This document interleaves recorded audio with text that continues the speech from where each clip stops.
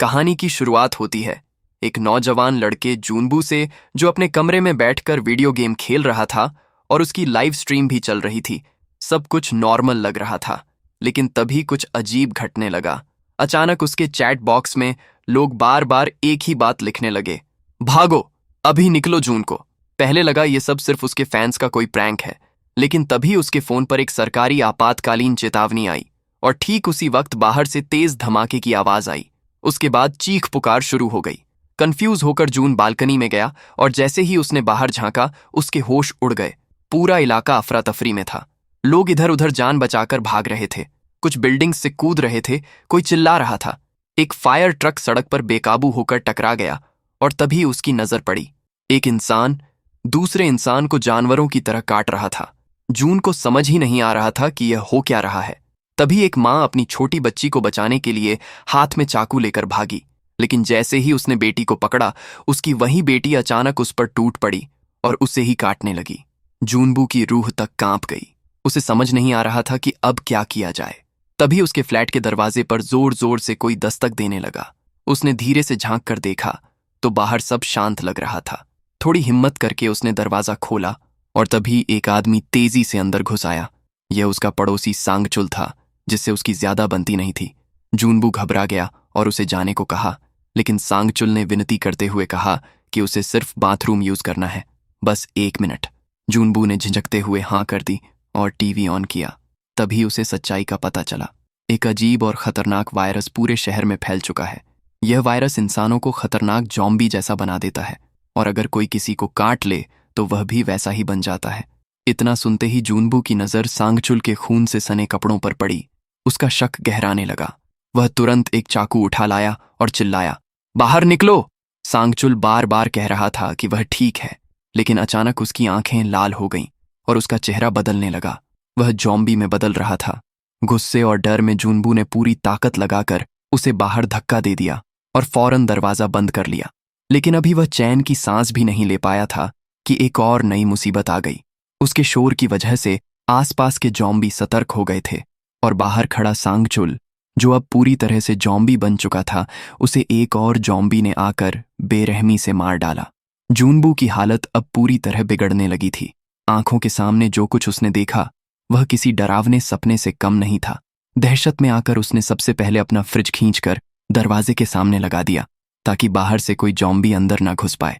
इसके बाद उसने घबराकर अपने मम्मी पापा को कॉल करने की कोशिश की, सिर्फ यह जानने के लिए कि क्या वह अभी भी ठीक हैं, लेकिन किसी भी नंबर पर जवाब नहीं मिला।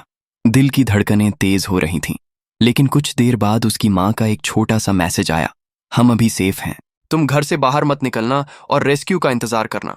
यह पढ़कर जूनबू को थोड़ी राहत तो मिली, लेकिन डर अब भी कायम था। रात होने पर उसने अपने पास रखे खाने के सामान को चेक किया। बहुत कम सामान बचा था। पहले उसने उसे 7 हिस्सों में बांटा ताकि कुछ दिन तो निकाल सके, लेकिन फिर दोबारा सोचा, क्या पता रेस्क्यू टीम आने में ज्यादा वक्त लग जाए, तो उसने उसी खाने को 9 छोटे छोटे हिस्सों में बांट दिया। अब उसके पास सिर्फ उम्मीद थी और थोड़ा सा खाना। अगली सुबह उसने इंटरनेट ऑन किया, शायद दुनिया के हालात समझ सके। वहां उसे कुछ ऐसे लोगों की वीडियो मिली जो मदद के लिए बुरी तरह चिल्ला रहे थे, गिड़गिड़ा रहे थे। वह अकेला नहीं था, लेकिन यह देखना और भी ज्यादा डरावना था। इससे प्रेरित होकर जूनबू ने भी अपने मोबाइल से एक वीडियो रिकॉर्ड की, एक विनती, एक पुकार, ताकि शायद कोई उसकी आवाज सुन ले। लेकिन जैसे जैसे समय बीतता गया, उसकी उम्मीदें भी टूटने लगीं। कुछ लोग तो लाइव स्ट्रीम करके अपनी मौत को दस्तक देते दिखे। वह समझ गया था कि अगर कोई मदद करने वाला होता तो अब तक शायद आ चुका होता, लेकिन अभी तक कोई नहीं आया। तभी उसकी नजर अपने कमरे में रखे एक छोटे से ड्रोन पर पड़ी। उसके दिमाग में एक आइडिया चमका। उसने फौरन अपना मोबाइल फोन ड्रोन से जोड़ दिया और उसे अपार्टमेंट से बाहर भेजा, यह जानने के लिए कि आसपास क्या चल रहा है। ड्रोन के कैमरे से मिली तस्वीरें बेहद डरावनी थीं। पूरी बिल्डिंग और कॉलोनी एक भयानक युद्ध का मैदान बन चुकी थी। हर तरफ खून, चीखें और जॉम्बी कोई इंसान जिंदा दिखाई ही नहीं दे रहा था। ऐसा लग रहा था जैसे अब कोई उम्मीद बाकी नहीं बची। थक हार कर खुद को थोड़ा सामान्य करने के लिए जूनबू ने फिर से अपना गेम शुरू करने की कोशिश की जो वह पहले खेल रहा था। लेकिन जैसे ही उसने लॉग इन किया, स्क्रीन पर लिखा आया, सर्वर डिस्कनेक्टेड। लगता था जैसे इंटरनेट भी अब जवाब देने लगा था, शायद बाहर फैले। जॉम्बी अटैक ने सर्वर सिस्टम को भी बर्बाद करना शुरू कर दिया था। गेम नहीं चला, वीडियो नहीं खुले, तो जूनबू ने सोचा कि थोड़ा सो ही लिया जाए। लेकिन जैसे ही रात के करीब 2:30 बजे हुए, अचानक नीचे से आती कुछ अजीब आवाजों से उसकी नींद टूट गई। थोड़ी चिंता और उत्सुकता के साथ वह खिड़की के पास गया और नीचे झांका। तभी उसके कानों के पास से एक गोली सनसनाती हुई निकली। वो एक पल के लिए दहशत में आ गया, लेकिन फिर उसने जो देखा वह और भी चौंकाने वाला था। एक महिला पुलिस अफसर अकेले ही जॉम्बी के झुंड से लड़ रही थी। वह अफसर बहादुर थी, डर से बेखबर गोलियों से जॉम्बी को गिरा रही थी, लेकिन हर गोली की आवाज दूसरे जॉम्बी को अपनी तरफ खींच रही थी। और अब उसकी राइफल की गोलियां खत्म हो चुकी थीं। जैसे ही उसने रीलोड करने की कोशिश की, एक जॉम्बी ने उस पर हमला कर दिया और उसे जमीन पर गिरा दिया। वह अफसर अब चारों तरफ से घिर चुकी थी। जॉम्बी उस पर टूट पड़े थे। हार मानते हुए उसने अपनी गन उठाई और अपने ही सिर पर रख ली। शायद अब वह खुद को खत्म करने जा रही थी, लेकिन उसे यह करने का मौका भी नहीं मिला। जॉम्बी ने उसके हाथ पकड़ लिए और घसीटते हुए उसे बिल्डिंग की पार्किंग की तरफ ले गए। वहां पहले से ही और भी कई जॉम्बी छिपे हुए थे। ये मंजर देखकर जूनबू की आंखें भर आईं। वो ये सब चुपचाप नहीं देख सकता था। उसने अपनी पूरी ताकत से चिल्लाना शुरू किया, सिर्फ इसीलिए कि जॉम्बी उस औरत से ध्यान हटाकर उसकी तरफ आ जाए। लेकिन तब तक बहुत देर हो चुकी थी। ना वह महिला बच सकी और ना ही उसकी कोशिश काम आई। लेकिन अब एक नई मुसीबत जूनबू के दरवाजे तक आ चुकी थी। अचानक एक जोरदार धमाके की आवाज आई। दरवाजे के पीछे लगाया गया फ्रिज जोर से हिला। किसी ने बाहर से उसे लात मारी थी। वो कोई और नहीं, वही भयानक जॉम्बी था जिसने उसके पड़ोसी सांगचुल को मार डाला था। अब वह सीधे जूनबू की तरफ आ रहा था। जूनबू ने डर के मारे तुरंत फ्रिज को दोबारा दरवाजे पर धकेलने की कोशिश की, लेकिन वह जॉम्बी इतना ताकतवर था कि वह किसी भी पल दरवाजा तोड़ सकता था। इसी बीच जूनबू के दिमाग में एक आइडिया आया, ये जॉम्बी स्मार्ट नहीं है, लेकिन मैं हूं। जैसे ही जॉम्बी ने दरवाजा तोड़ना शुरू किया, जूनबू दौड़कर बालकनी पर गया और बिना कुछ सोचे वह रेलिंग से नीचे की तरफ लटक गया। जॉम्बी ने उसका पीछा करते हुए छलांग मारी, लेकिन वह सीधे ऊंची बिल्डिंग से नीचे गिर गया। जूनबू मुश्किल से बालकनी की ग्रिल पकड़ पाया, लेकिन किसी तरह अपना संतुलन बनाते हुए वापस ऊपर चढ़ गया। एक बार फिर वह मौत के मुंह से बाल बाल बच निकला, लेकिन अब वह जानता था कि ऐसे और मौके आते रहे तो ज्यादा दिन जिंदा रह पाना आसान नहीं होगा। जूनबू ने जैसे ही नीचे झांका, उसका दिल टूटकर बिखर गया। जिसे वह बचाना चाहता था, वो बहादुर महिला पुलिस अफसर, अब खुद एक जॉम्बी बन चुकी थी। उसे देखकर लग रहा था जैसे इंसानियत ने हार मान ली हो। अब जूनबू पूरी तरह टूट चुका था। उसने अपना दरवाजा और भी कसकर बंद कर लिया, जैसे खुद को इस डरावनी दुनिया से पूरी तरह अलग करना चाहता हो। उसने बाहर की दुनिया से उम्मीदें छोड़ दी। अब उसकी जिंदगी बस 4 दीवारों के अंदर ही रह गई थी।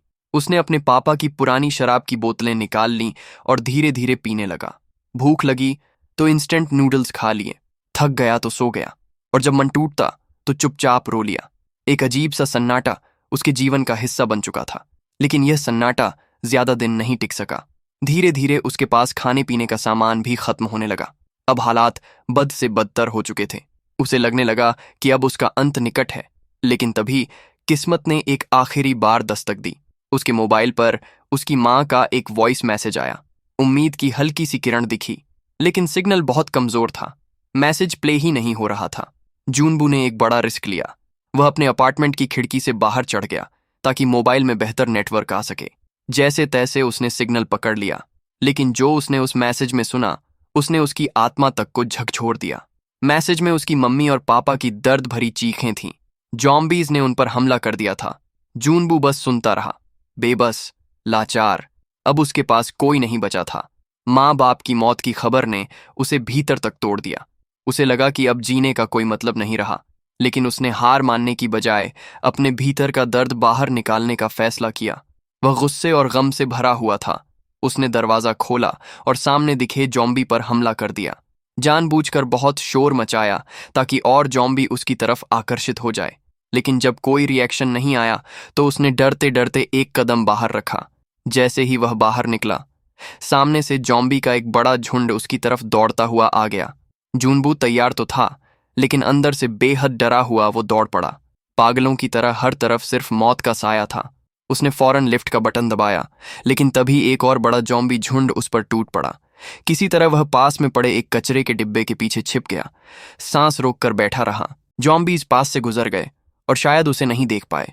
मौका मिलते ही वह तुरंत अपने अपार्टमेंट की ओर भागा, लेकिन तभी उसे पीछे से किसी के कदमों की आहट सुनाई दी।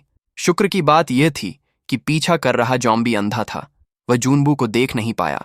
जूनबू ने बिना देर किए अपने फ्लैट का दरवाजा खोला और खुद को अंदर बंद कर लिया, लेकिन उसके द्वारा की गई हल्की आवाज भी अब जॉम्बीज को आकर्षित करने लगी थी। चौंकाने वाली बात यह थी कि कुछ जॉम्बी अब भी इंसान होने की कुछ हल्की यादें अपने भीतर रखे हुए थे। वह दरवाजा खोलने की कोशिश करने लगे, जैसे उन्हें आदत हो किसी नॉब को पकड़ने की, मगर कुछ देर कोशिश करने के बाद वह थक गए और वहां से चले गए। उस रात जूनबू ने मान लिया था कि अब उसका सफर यहीं खत्म हो गया है। माता पिता की मौत, अकेलापन, भूख, डर, इन सब ने उसे अंदर से खोखला कर दिया था। उसने खुद से हार मान ली थी, और जब अंदर की सारी उम्मीद बुझ चुकी थी, तब उसने अपने मोबाइल कैमरे के सामने एक आखिरी वीडियो रिकॉर्ड किया, एक अलविदा दुनिया को और खुद को। लेकिन जैसे ही उसने खुद को खत्म करने की कोशिश की, उसी पल उसकी खिड़की के पार एक चमकती हुई लाल रोशनी नजर आई। वो रोशनी सामने की इमारत से आ रही थी। जूनबू अचानक रुक गया। उसकी आंखें उस रोशनी पर टिक गईं और तभी उसे वहां एक लड़की दिखाई दी, जवान, होशियार और जिंदा। उसने लाल टॉर्च से इशारा किया और जूनबू की तरफ देखा और मुंह से सिर्फ एक शब्द निकाला, इडियट। लेकिन यह गाली जूनबू को किसी तोहफे से कम नहीं लगी। इतनी तबाही में किसी जिंदा इंसान का मिलना उसे जिंदगी की तरफ फिर से खींच लाया। उसने भी मुस्कुराकर हाथ हिलाया। थोड़ी देर बाद लड़की ने हाथ के इशारे से बताया कि सुबह 7 बजे वह उससे बात करेगी। दोनों फिर अपने अपने कमरे में लौट गए। उस लड़की का नाम था किम यूबिन। वह भी उसी तरह जिंदा थी जैसे जूनबू, लेकिन उसमें एक बात खास थी। वह इस सर्वाइवल सिचुएशन में काफी समझदार और सख्त थी। किम ने अपने अपार्टमेंट को अच्छी तरह से सुरक्षित किया हुआ था। अंदर खाने का सामान सहेज कर रखा था। हर चीज को सीमित मात्रा में इस्तेमाल करती थी। उसने अपने कमरे में कई तरह के ट्रैप्स भी लगा रखे थे, ताकि कोई जॉम्बी अंदर घुस भी आए तो जिंदा ना बच सके। अगली सुबह जब दोनों ने इशारों में एक दूसरे को नाम बताया, तो जूनबू बेहद खुश था, लेकिन उस वक्त वह बहुत भूखा भी था। पेट दर्द कर रहा था। किम ने उसकी हालत देखकर तय किया कि उसे कुछ खाना भेजना चाहिए। उसने एक प्लान बनाया। उसने एक बेसबॉल में रस्सी बांधी और उसे सामने की बिल्डिंग में फेंकने की कोशिश की, ताकि दोनों अपार्टमेंट को एक तरह से जोड़ा जा सके। लेकिन दूरी का अंदाजा थोड़ा गलत हो गया सौभाग्य से। जूनबू ने समझ लिया कि किम क्या करना चाहती है। उसने तुरंत अपना ड्रोन निकाला, रस्सी उसमें बांधी और उसे उड़ाकर सीधे किम के पास भेज दिया। यह आइडिया काम कर गया। थोड़ी ही देर में किम ने फूड पैकेट रस्सी से बांधकर उसकी तरफ भेज दिया। जूनबू के चेहरे पर पहली बार मुस्कान आई। उसने कई दिनों बाद ढंग का खाना खाया, लेकिन यह राहत ज्यादा देर तक नहीं चली। अचानक एक फायरमैन, जो अब जॉम्बी बन चुका था, उसकी नजर रस्सी और बेसबॉल पर पड़ गई। वह धीरे धीरे उस दिशा में बढ़ने लगा। जूनबू ने तुरंत किम को चेतावनी दी। किम ने रस्सी खोलने की कोशिश की, लेकिन तभी जॉम्बी ने जोर से रस्सी खींची और उसका असर यह हुआ कि किम के ऊपर एक भारी टेबल गिर पड़ी और वह बेहोश हो गई। अब हालात और भी बिगड़ चुके थे। वो जॉम्बी किसी आम जॉम्बी जैसा नहीं था। उसमें इंसानों जैसा सोचने की शक्ति बची थी। वह सीधे बिल्डिंग की दीवार पर चढ़ने लगा और किम के कमरे की तरफ बढ़ रहा था। जूनबू ने पास से एक बोतल उठाई और उसे जॉम्बी की तरफ फेंकी, ताकि उसका ध्यान भटके, लेकिन उसका कोई असर नहीं हुआ। वह रुकने वाला नहीं था। अब आखिरी कोशिश के तौर पर जूनबू ने फिर से अपना ड्रोन उड़ाया। इस बार वह जॉम्बी के चेहरे के पास जाकर उसे परेशान करने लगा।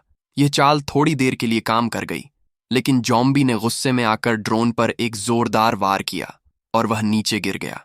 जैसे ही जॉम्बी किम के कमरे में घुसने ही वाला था, सौभाग्य से किम को होश आ गया। वह फुर्ती से खड़ी हुई और खुद को बचाया। उसी शाम तेज बारिश होने लगी। दोनों ने इस मौके का फायदा उठाया। उन्होंने बर्तन और कटोरे बाहर रख दिए ताकि पानी इकट्ठा कर सकें। इतने दिनों बाद उन्हें पानी की भी उम्मीद नजर आई। फिर किम ने दूरबीन निकाली और एक दिलचस्प चीज देखी। पास की एक बिल्डिंग के 8वें फ्लोर पर कोई जॉम्बी नहीं था। शायद वहां कुछ खास था या शायद कोई मौका। समय अब तेजी से आगे बढ़ रहा था, लेकिन उनके पास जो थोड़ा बहुत खाना बचा था वह अब लगभग खत्म हो चुका था। हालात ऐसे हो चुके थे कि अगर उन्हें जिंदा रहना है तो अब अपार्टमेंट से बाहर निकलकर कुछ खाने का इंतजाम करना ही होगा। डर अपनी जगह था, लेकिन भूख अब जानलेवा बन चुकी थी। उस रात जूनबू ने तय किया कि वह खुद जाकर कुछ खाने का सामान ढूंढेगा। उसने अपने पैरों पर तौलिया लपेट लिया ताकि चलते वक्त कोई आवाज ना हो। फिर हाथ में बेसबॉल बैट लिया और धीरे से दरवाजे को खोला। बाहर गलियारे में सब कुछ शांत था और डरावना भी। चलते चलते उसकी नजर एक लाश पर पड़ी। वो उसके ही किसी पड़ोसी की थी। लाश के पास कुछ चाबियां पड़ी थीं। जूनबू ने वह चाबियां उठाई और पास वाले एक फ्लैट का दरवाजा खोल लिया। जैसे ही वह अंदर गया, वहां एक आदमी फर्श पर पड़ा था। उसने सावधानी से एक जूता उठाकर उस पर फेंका। कोई हरकत नहीं हुई। लग रहा था कि वह मर चुका है। थोड़ी राहत महसूस करते हुए जूनबू ने पूरे घर की तलाशी लेनी शुरू कर दी। फ्रिज खोलते ही सड़ी हुई चीजों की बदबू ने उसे उल्टी करवा दी। लेकिन शुक्र है, कुछ डिब्बा बंद खाना और ड्रिंक्स अब भी सही सलामत थे। उसने उन्हें पैक किया और वापसी की तैयारी की जाते वक्त उसे और भी खाने के पैकेट मिल गए और 2 वॉकी टॉकी भी। लेकिन बस यहीं पर उससे एक चूक हो गई। जिज्ञासावश उसने वहां पड़ी लाश को गौर से देखने की कोशिश की और तभी पीछे से एक जॉम्बी ने उस पर झपट्टा मारा। जूनबू ने फुर्ती से उस पड़ी हुई लाश को अपनी ढाल बना लिया और जॉम्बी का वार रोक लिया। फिर बिना पीछे देखे वह दौड़ पड़ा, भागता हुआ अपने फ्लैट की ओर और जाकर जोर से दरवाजा बंद कर लिया। दिल बुरी तरह धड़क रहा था, लेकिन जान बच गई थी। उस रात जूनबू ने कई दिनों बाद भरपेट और चैन से खाना खाया। फिर उसने एक बॉक्स में आधा खाना और एक वॉकी टॉकी रखा और उसे रस्सी के जरिए किम की बिल्डिंग तक पहुंचा दिया। अगली सुबह वॉकी टॉकी पर किम की मीठी सी आवाज सुनाई दी, शुक्रिया। जूनबू के लिए यह एक इमोशनल पल था। इतने दिनों बाद किसी इंसानी आवाज को सुनना जैसे फिर से उम्मीद लौट आई हो। अब दोनों हर दिन वॉकी टॉकी पर बातें करने लगे। उनकी यह दोस्ती इस बर्बाद हो चुकी दुनिया में एक नई रोशनी बन गई थी। बातों बातों में वह हंसते भी थे और डरते भी, लेकिन एक दूसरे का साथ ही उन्हें मजबूत बनाए हुए था। इसी दौरान एक शाम जब वे आराम से बातें कर रहे थे, तभी उन्होंने एक अजीब सी आवाज सुनी, जैसे बाहर बारिश हो रही हो। जूनबू खिड़की की ओर दौड़ा, पानी इकट्ठा करने की उम्मीद में, लेकिन जैसे ही उसने खिड़की खोली, उसके चेहरे का रंग उड़ गया। वो कोई बारिश नहीं थी, वह तो जॉम्बीज के दौड़ते कदमों की गूंज थी। पता नहीं क्यों, लेकिन इस बार सारे जॉम्बी एक साथ पागल हो चुके थे और इमारतों की तरफ दौड़ रहे थे। जूनबू और किम दोनों तुरंत जमीन पर लेट गए। अब एक हल्की सी भी आवाज उनकी मौत बन सकती थी। किम ने अपने पास रखा एक एक्स उठाया, लेकिन गलती से उसके हाथ से एक शेल्फ टकरा गया और वह जोर से गिर गया। आवाज सुनते ही जॉम्बीज का ध्यान उसकी ओर चला गया। वह धीरे धीरे उसके अपार्टमेंट की ओर बढ़ने लगे। किम बुरी तरह घबरा गई। दरवाजे के पास कदमों की आहट सुनाई देने लगी। तभी जूनबू ने तुरंत वॉकी टॉकी पर उससे उसका अपार्टमेंट नंबर पूछा। जैसे ही जॉम्बी उसके दरवाजे तक पहुंचे, ठीक उसी समय पास वाले फ्लैट में एक मोबाइल की रिंगटोन बजने लगी। जॉम्बीज उस तरफ मुड़ गए, कंफ्यूज हो गए और तभी सच्चाई सामने आई। जूनबू ने बड़ी चालाकी से किम के पड़ोसी के मोबाइल नंबर पर कॉल किया था ताकि जॉम्बीज का ध्यान भटका सके। उसकी तेज सूझबूझ ने किम की जान बचा ली। अब हालात पूरी तरह हाथ से निकल चुके थे। जूनबू और किम जिस फ्लोर पर रह रहे थे, वहां जॉम्बीज का कब्जा हो चुका था। ऊपर से उनका खाना भी लगभग खत्म हो गया था। अब यहां रहना सीधा मौत को गले लगाने जैसा था। दोनों ने मिलकर एक प्लान बनाया। वह अब उस फ्लोर पर शिफ्ट होंगे जिसे किम पहले ही जॉम्बी फ्री स्काउट कर चुकी थी। किम ने अपने अपार्टमेंट से रस्सी नीचे की तरफ मजबूती से बांधी। जूनबू ने कहा कि वह पहले जाएगा, लेकिन किम ने कुछ भी सुने बिना बिना किसी झिझक के सीधे अपने अपार्टमेंट से छलांग लगा दी। जैसे ही वह नीचे उतरी, चारों तरफ से जॉम्बीज उस पर टूट पड़े, लेकिन किम तैयार थी। उसने तुरंत अपनी क्लाइंबिंग पिक निकाली और जॉम्बीज को चीरती हुई आगे बढ़ने लगी। ऊपर से यह सब देख जूनबू दंग रह गया, लेकिन अगले ही पल एक जॉम्बी ने किम को पीछे से धक्का दे दिया और वह गिर पड़ी। उसी वक्त जूनबू भी नीचे कूद आया और उस जॉम्बी पर वार कर दिया। उसने किम को खींचते हुए सीढ़ियों के रास्ते अंदर ले आया और दोनों ने मिलकर कांच का दरवाजा बंद कर दिया। जॉम्बीज का झुंड ठीक पीछे था और दरवाजा अब टूटने ही वाला था। ऐसे में उन्होंने तुरंत लिफ्ट में छलांग लगा दी। किस्मत से लिफ्ट में बैकअप पावर अब भी चालू थी। लिफ्ट उन्हें सीधे उस 8वें फ्लोर पर ले गई जिसे उन्होंने पहले से ही स्काउट कर रखा था। वहां ज्यादा खतरा नहीं था। फ्लोर पर पहुंचते ही दोनों ने एक एक करके सभी दरवाजे चेक करने शुरू कर दिए ताकि कोई सेफ रूम मिल जाए। लेकिन तभी बरामदे में उन्हें एक अकेला जॉम्बी दिखाई दिया। जूनबू ने सोचा कि अकेला है तो इससे निपट लिया जाएगा, लेकिन जैसे ही वह आगे बढ़ा, स्टेयरवेल से पूरी जॉम्बी की भीड़ अंदर घुस आई। अब हालात एकदम बेकाबू हो चुके थे। किम दरवाजे खोलने की कोशिश में लग गई, जबकि जूनबू एक गेट तोड़कर जॉम्बीज का रास्ता रोकने लगा। तभी अचानक एक दरवाजा खुला और एक हाथ बाहर आया। उसने किम को अंदर खींच लिया। कुछ ही सेकंड में एक स्मोक ग्रेनेड हॉलवे में फेंका गया और एक रहस्यमयी आदमी सामने आया। उसने जूनबू को भी अंदर खींच लिया। फिलहाल दोनों सुरक्षित थे, लेकिन किम अब भी सतर्क थी, क्योंकि उसे याद था कि यह फ्लोर तो पूरी तरह खाली था। तो ये आदमी यहाँ कैसे? वह आदमी पानी लेकर आया और बोला, घबराओ मत, मैं तुम्हारी हालत समझ सकता हूं। वह खुद भी थका हुआ लग रहा था। जब उसने पानी एक ही घूंट में पी लिया, तब जाकर जूनबू और किम ने भी धीरे धीरे पीना शुरू किया। वह आदमी काफी फ्रेंडली लग रहा था। फिर उसने खाने का सामान निकाला।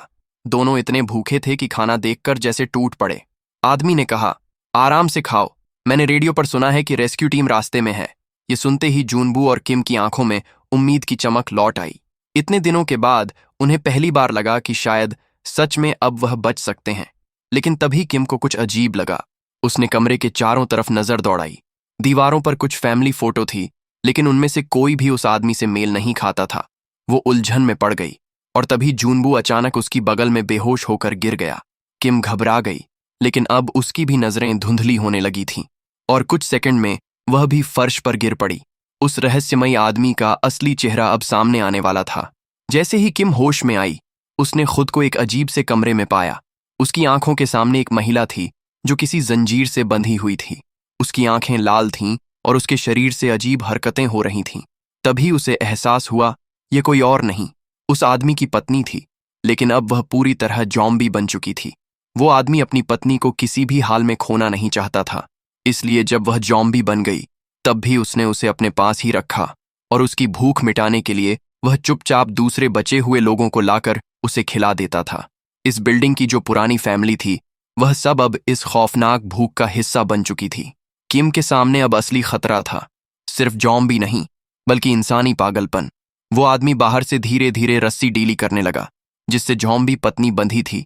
किम की चीख सुनाई दी, लेकिन उसके पास भागने की जगह नहीं थी।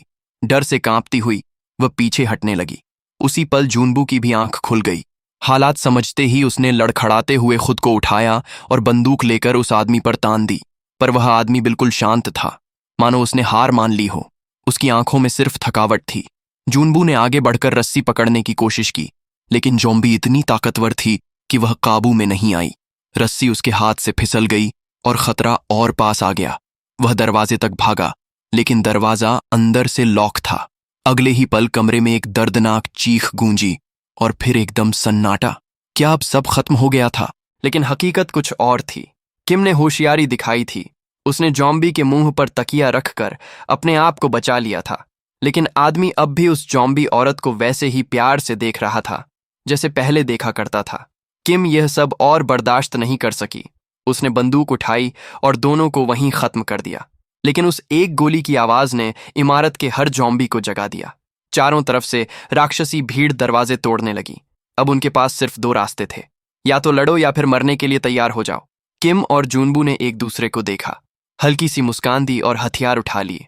मगर तभी एक तेज आवाज आई, किसी हेलीकॉप्टर की। वे भागकर खिड़की की तरफ गए और आंखों में उम्मीद की चमक दौड़ पड़ी। सचमुच रेस्क्यू हेलीकॉप्टर आ चुका था। दोनों हिम्मत जुटाकर दौड़े, ज़ॉम्बीज को चकमा देते हुए छत तक पहुंचे। जूनबू ने रास्ते में पड़ी साइकिल ज़ॉम्बीज की भीड़ के बीच फेंक दी ताकि वे रुक जाएं। ऊपर पहुंचते ही उन्होंने दरवाजा बंद कर दिया, पर ज़ॉम्बी तो दरवाजे को तोड़ ही रहे थे। इसी बीच हेलीकॉप्टर ने उन्हें देख लिया और चारों ओर फायरिंग शुरू कर दी। आखिरकार दोनों को बचा लिया गया। रेस्क्यू के बाद रेडियो टावर भी फिर से चालू हो गया। अब बचे हुए दूसरे लोग भी SOS सिग्नल भेजने लगे, क्योंकि जब तक इंसान जिंदा है, उम्मीद कभी नहीं मरती। इसी के साथ ये थ्रिल और सर्वाइवल से भरी कहानी यहीं खत्म होती है। अगर आपको यह वीडियो पसंद आया हो तो एक प्यारा सा लाइक ठोक देना, चैनल को सब्सक्राइब जरूर करना और कमेंट में बताना कि आपको कहानी कैसी लगी।